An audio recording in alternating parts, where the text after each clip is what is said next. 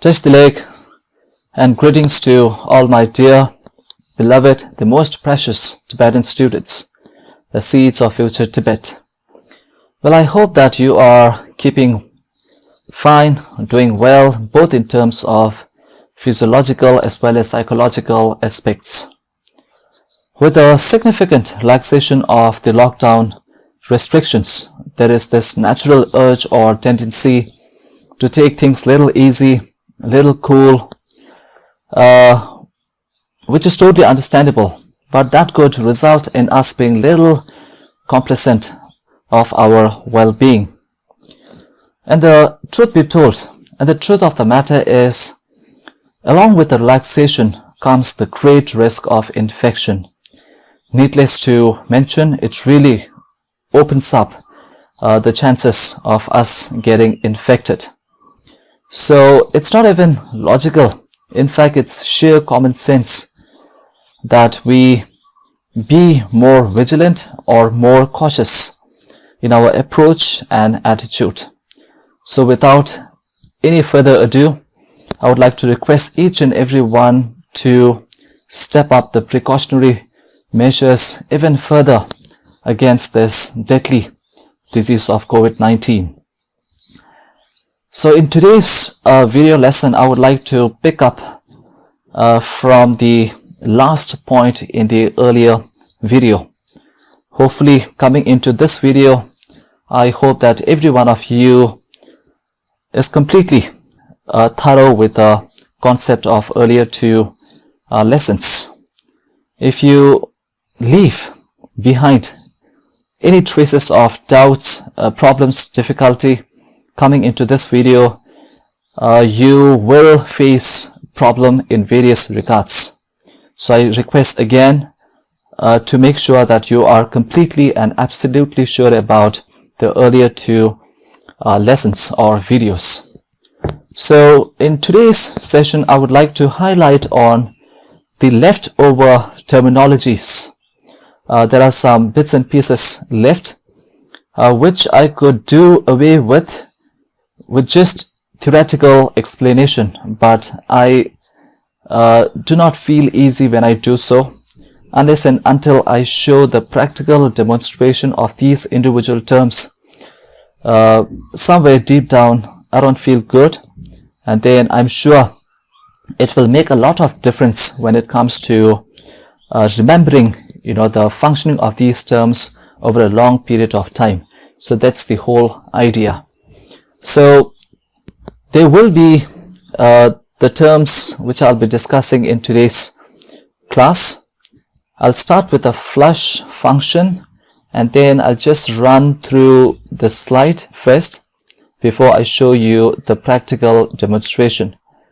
Okay, and then I'll be also highlighting on the significance of the strip, L strip, R strip.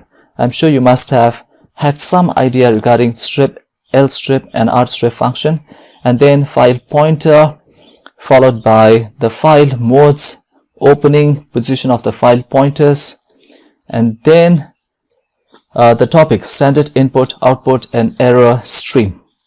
So I would like to start from the first topic of today's class, which is going to be the standard input, output and the error stream. First things first, let us try to understand what do you mean by stream. Stream is nothing but flow of bytes.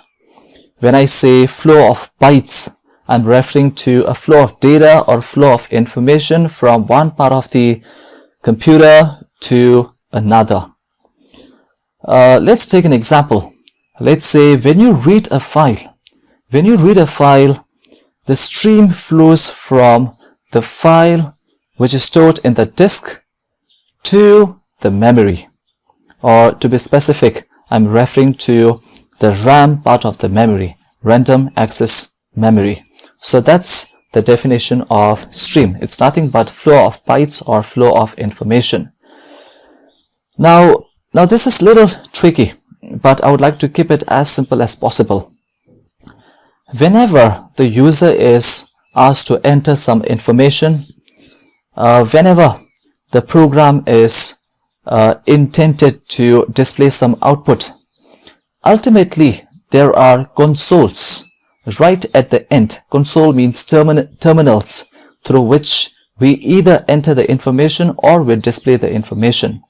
So these consoles are nothing but terminals, and generally when it comes to most of the computer practices, the console, the standard console used is the keyboard for entering the information and the monitor for displaying the information. Alright, now the question is, there could be many other input devices like joystick, barcode reader, and there could be many more output devices like the printer, you have the plotter, and there are several more examples. But the most standard device that is considered will either be keyboard or the monitor. When these keyboards interact with the computer program, or when the monitor or when the printer, or for that matter any input devices or any output devices, when they interact with the program will not look at these devices as something which is physical in nature. The program will look at these physical devices as files. It's a little tricky, but let's do it real slow. So when the user is prompted to enter the information, there is a file by the name of STDIN. This term STDIN, this is nothing but a file which provides a general method for the user to be entering information into the program.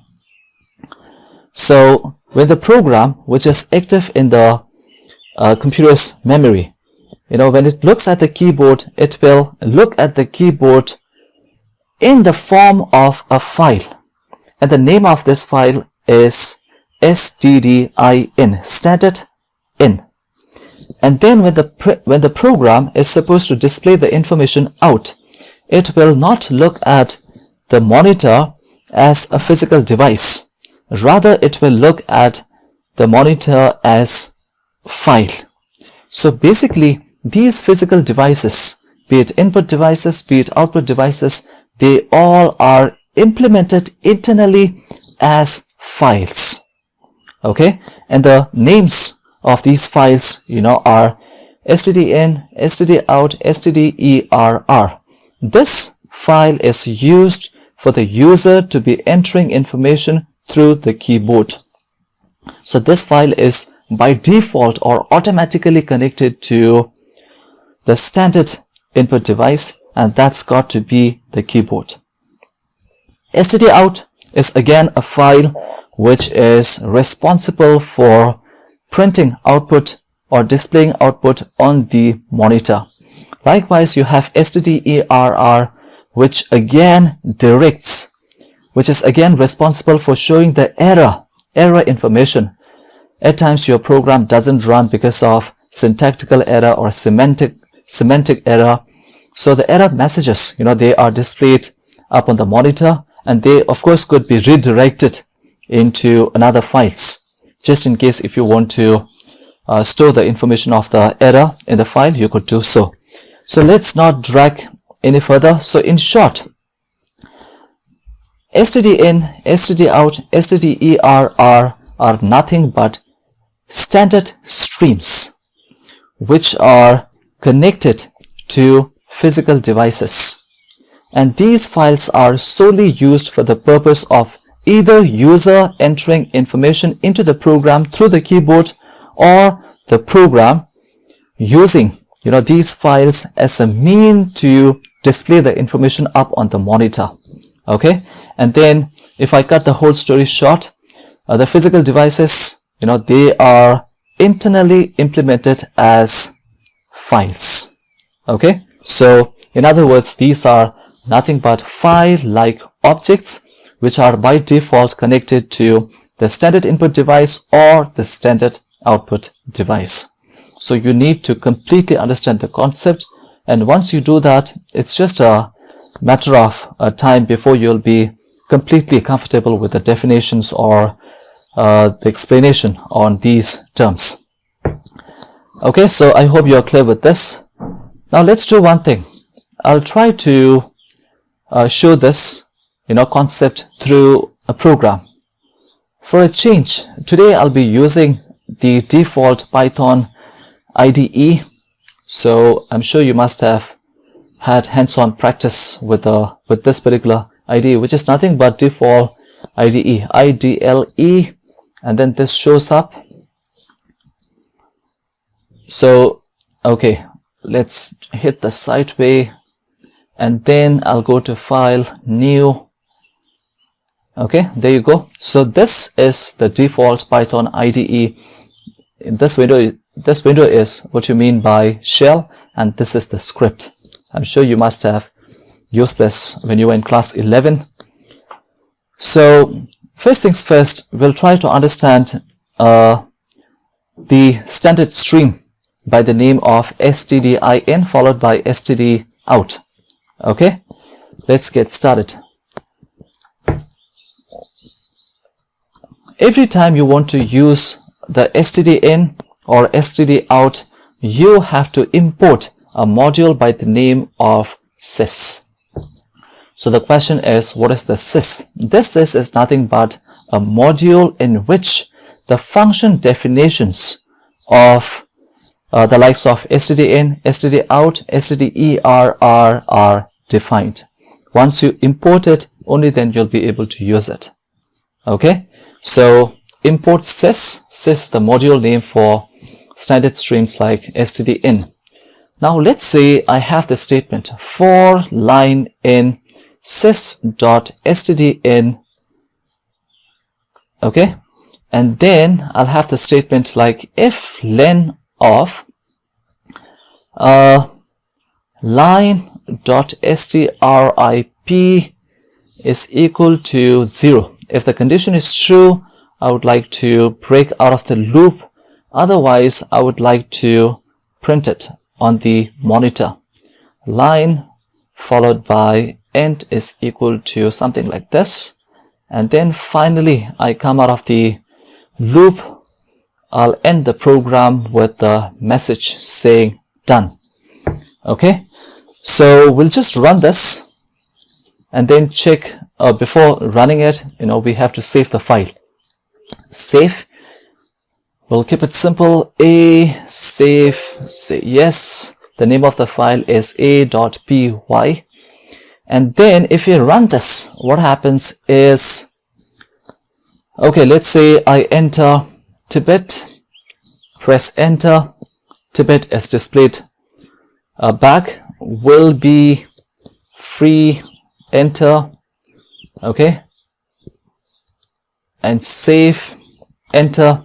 So what's happening here is this particular term, the sys.stdin.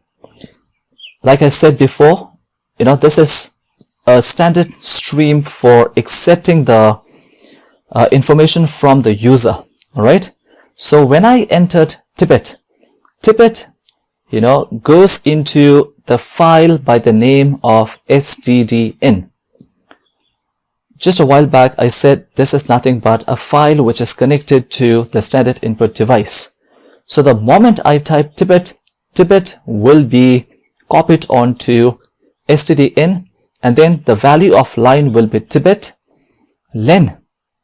This will get rid of spaces. The value of line is Tibet.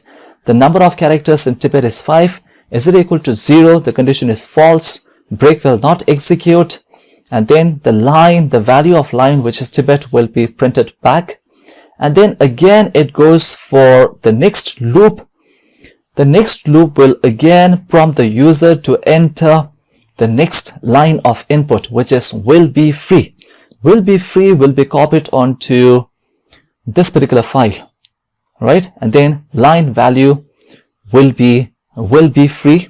The length of will be free is not equal to 0. So again, it comes back. So this will go on and on until when I press enter right here, when I press enter, what happens is now this time the number of characters in the line is equal to 0. I'm not entering any characters or any lines of input. Hence this condition will evaluate true, and then break gets executed, come out, and then done will be executed. The done message will be displayed. It looks like there is nothing much to understand, but if you delve really deep, you will totally understand the significance of sys.stdin. So this sys.stdin, every time I enter some information through the keyboard, this information will be copied onto the file by the name of stdin. The reason is stdin is by default connected to the standard input device by the name of keyboard. So the moment I enter something, that goes into stdin. Okay, so I hope I've explained to you enough. Now let's say we'll try to make a change. We'll redirect the file stdin to another file which has already been stored in the hard disk. Let's say I go back, and then in my very own temp folder there is this file by the name of source. I'll just open this and I see, just make the view a little bigger. Okay, I open this. I have some names like Leo, Nay, and Frankie. Alright, so I go back to my Python script and shell. I'll make some changes. This time I will redirect sys.stdin from the keyboard to another file by the name of source. Alright, so let's do this. Sys.stdin equal, this is again nothing but file object. Alright, it's a file object, but normally the file objects are tied onto the files which are stored in the hard disk. But this time sys.stdin is a little different because it's by default tied onto the standard input device. But we could always redirect this. Open, and then you have C:/ followed by temp / followed by source.txt. Alright, so let's save it. We'll save this and then run it. Right, run, click on run module, and this time I see Leo, Nay, Frankie, and then followed by done. As you can see, the content of the file by the name of source.txt, right? So unless and until I do not explicitly redirect the sys.stdin, this particular standard stream is always tied on to the standard input device, which is keyboard in our case. This is all about the significance of sys.stdin. Now let's focus on the second, the standard stream, and that is this std out. Again, we'll import sys, and then what we'll do is we'll read the content of source. We'll read the content of source file and then have the information displayed onto the monitor, which is the standard output device, through the file by the name of std out. Okay, so let's do this.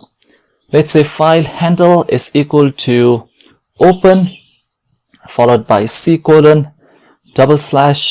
temp / and then you have source.txt. Alright, I hope you are okay with this statement. Okay, now let's move on to the next. For line in fh. By now you should not have any problem with these Python statements. For line in fh, we'll use sys.std out and then the write operation. Of course, you could use the read and read lines, or the read line with sys.stdin, but for that I need to take another example. So let's not spread out too much. sys.stdout.write and then followed by line. Alright, and then we'll go to the next statement for line n. Alright, I need to have this. I need to have a statement which will allow us to break out of the loop. So that's going to be like if len of line, okay, we'll just get rid of, or we'll use this, strip is equal to 0, we'll have the break statement. Alright, okay, otherwise we'll print the values of line using sys.stdout.write, and then finally we'll come out and then print followed by done. Alright, okay, so now let's run the program. Click on run module. Okay, I need to save this. Okay, it's saved. As you can see here, Leo, Nave, Frankie are the names, which are stored in the file of source.txt. The question is, how are they printed on the monitor? Thanks to the file by the name of sys.stdout, which is by default connected or linked or tied to the standard output device of the monitor. So using the write function, I pick up the information from source, and then using sys.stdout, I managed to print the names on the output. So through this simple program, you should be able to understand the fact that sys.stdout is a file. It is a file which is representing the standard output device. So when you look at, let's say, I want everybody to imagine you yourself in the middle of the program. In the middle of the program, just look at the monitor. Just look at the monitor. You will not be able to see the monitor, but rather you'll be able to see a file by the name of sys.stdout, which represents, the standard output device of the monitor. So it looks like the program is printing the output to the monitor directly, but it doesn't do so. Rather, it sends out the information or the data to the file, and sends the file of the stdout, which is automatically connected to the standard output device of monitor. Likewise, look at the keyboard. The program will not be able to see the keyboard. Rather, there is a file by the name of stdin which shields the program from seeing the keyboard, or it provides an abstract concept of these physical devices. So let's make some modification. I feel that I'm spending too much of time on this, but it's important that you get to the bottom of the concept. Let's make some modification. We'll try to redirect the sys.stdout from the monitor to another file by the name of target. Okay, so it's going to be sys.stdout equals open, and then you have c/temp/target.txt, and then I need the write mode. Alright, I need the write mode. I'll push this little down because I want to keep my picture up here. So that should be enough. Let's save the file. And then we'll close stdout.close.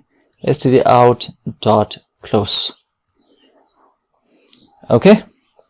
So now this time what have I done is I have redirected the sys.stdout to file by the name of target.txt. This time the content of source will not be displayed or shown in the monitor. Rather, it will be copied onto another file by the name of target.txt. So everything looks fine. We'll just save the file and then try to run it. Okay, there you go. Now we need to go back and check the target file. When I open this, I get to see the names of Leo, Nay, and Frankie. Oh, this is a little strange. I get to see the done also. So we'll just go back and open up the script and the shell. So the reason why this done has also been copied is the print statement. What does it do? This is again a command which displays the information on the monitor, which means again print is synonymous to a file by the name of sys.stdout. So meaning wise, these two statements are exactly the same. Either you print the file through stdout or using the print, it's basically the same. So it means both these statements, have one meaning, and they are solely meant to display information up on the monitor. So the moment I redirect sys.stdout, the print also got redirected. Right? So with this, I would like to end over the explanation of the standard streams. There are 3 standard streams. These are nothing but files, which represent the physical devices. Okay, the first one is stdin, stdout, and then you have stderr.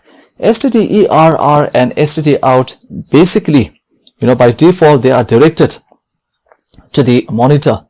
That's the reason why every time your program crashes, you get to see the output on the bottom part of your screen.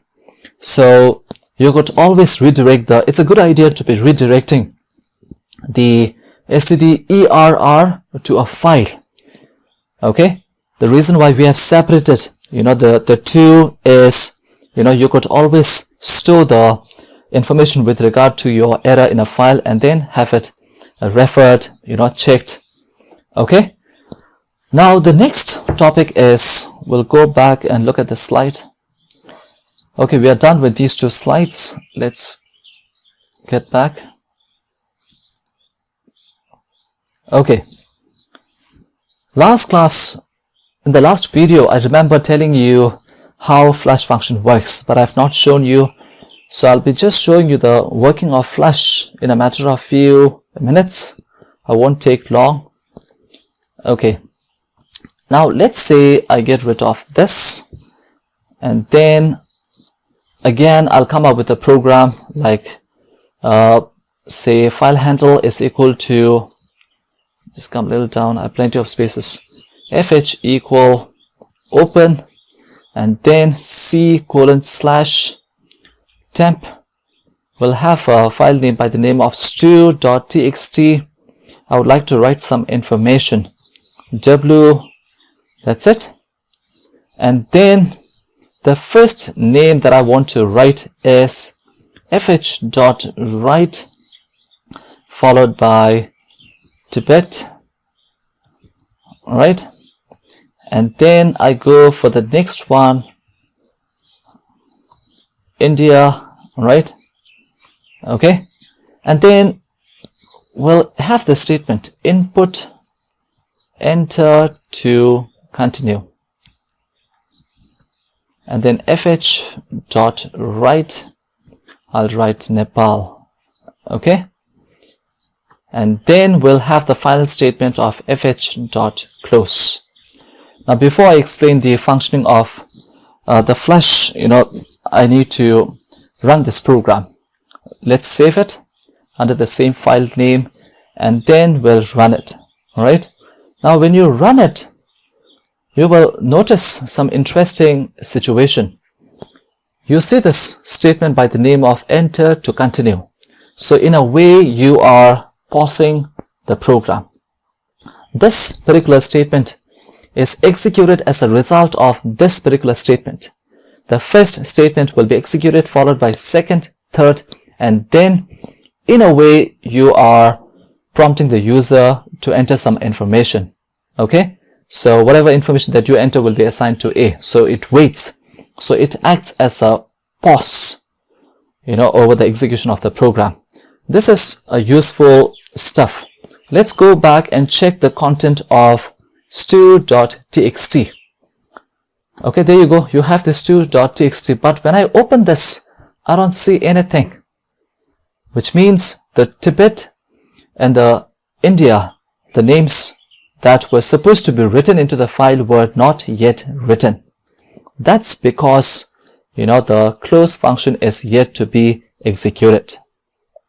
Okay, did I make myself clear? Hopefully. The moment you press enter, and then let's go back and check, you will now have Tibet, India, and Nepal. Alright, so again, I'll just delete this. I'll save it. Will I be able to? Okay, looks like. And then I go back and I again make some changes. Now, taking a cue from this program will help us to understand the functioning of Flash much better. Let's say I insert a statement by the name of fh.flash. Alright, and then I'll save this. Remember, we don't have any names in the file by the name of stew.txt. Alright, so let's run the program and check how the program behaves. I go to run. Did I save the file? Hopefully. Click on save. I say run. Alright, now before I press enter to continue, let's go back and check the content of stew.txt. What do you think? Are the names of Tibet and India written already? The answer is yes, because you have the flash before this particular statement. So let's go back and check. You could say Tibet followed by India.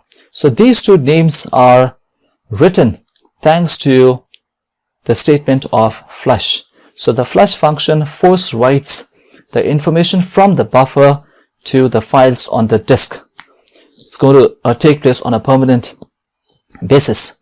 So if you could see the functioning of Flash live, you'll be able to retain the knowledge in your head over a long period of time.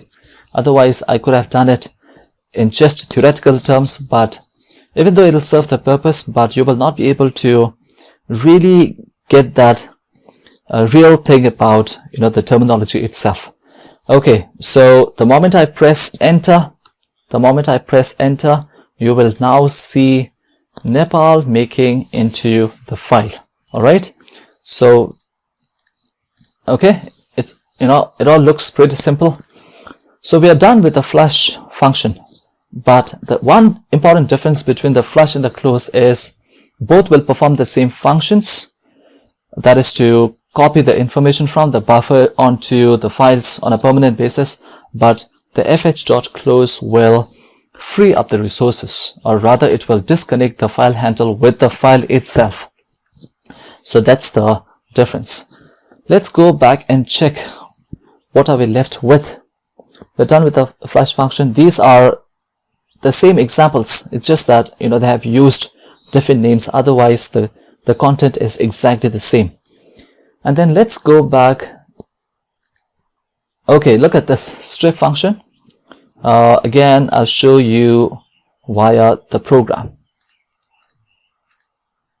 Okay, now let's go back to our own file by the name of stew. Tibet, India, Nepal.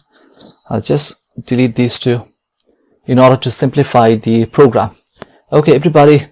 Now before the Tibet, I'll put 2 spaces. All right, 1, 2. And then after the Tibet, I'll press 2 spaces followed by 1 enter. So it means before Tibet, I have 2 white space characters, and those 2 white space characters are spaces. In the front, we have 2 spaces, and then after Tibet, there are 3 white space characters, 2 being spaces and 1 being the new line character. The new line character is represented by the enter key. Alright, so I'll just save the file, close it, and then, okay, let's get on with the program. Now this should be pretty simple.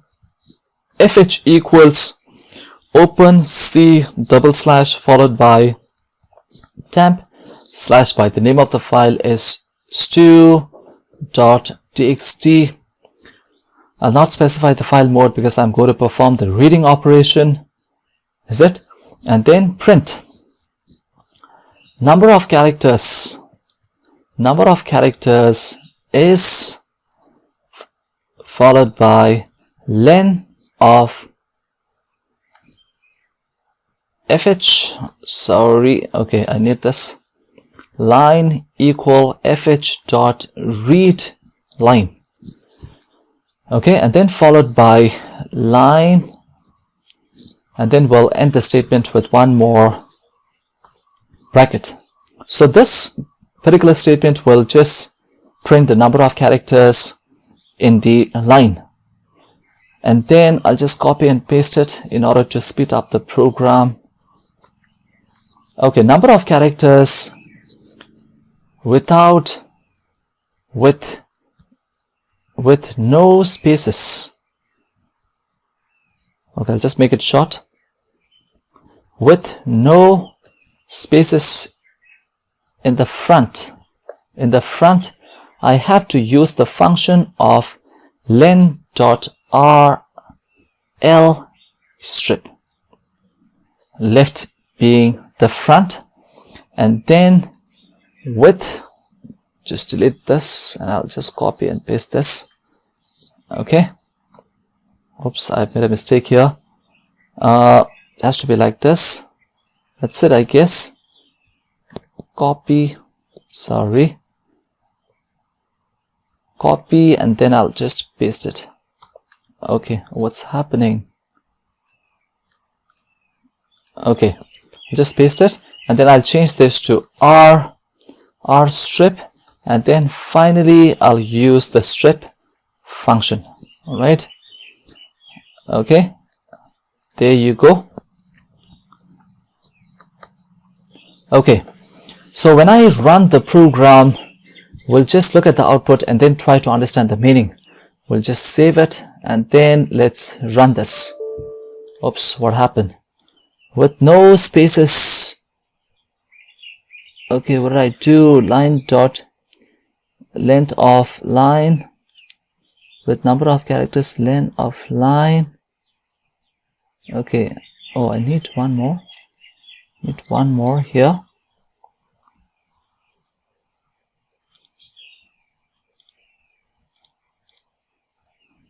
Okay, there you go. Now we'll try to look at the output and try to understand. Oh, 1 second, I need to change this. With no spaces at the back, with no spaces at all. Okay, so I'll just save the file and then run it again. There you go. The first print statement, number of characters, is the length of line, which says 10. How it boils down to 10 is there are 2 spaces, that makes 2, 3, 4, 5, 6, 7, 8, 9, and then the last character being the new line character. So that makes 10. Okay, so you have the output correctly as given here, which is, the 10. The second printing statement is with no spaces in the front. The answer will be 8. Remember, we have two spaces in the front, so that will be removed with the function of else strip. And then with no spaces at the back, there will be 7. After the Tibet, we have kept 2 spaces followed by the new line character, so that makes 3 white space characters on the right side. So those 3 white space characters will be removed with the help of r strip. And then finally, strip function will result in printing just 5, the characters of Tibet itself, T-I-B-E-T, the front white space characters and the back white space characters. All of them will be removed with the help of this function by the name of strip. All right, so I hope this is pretty straight and simple, nothing much to get confused of.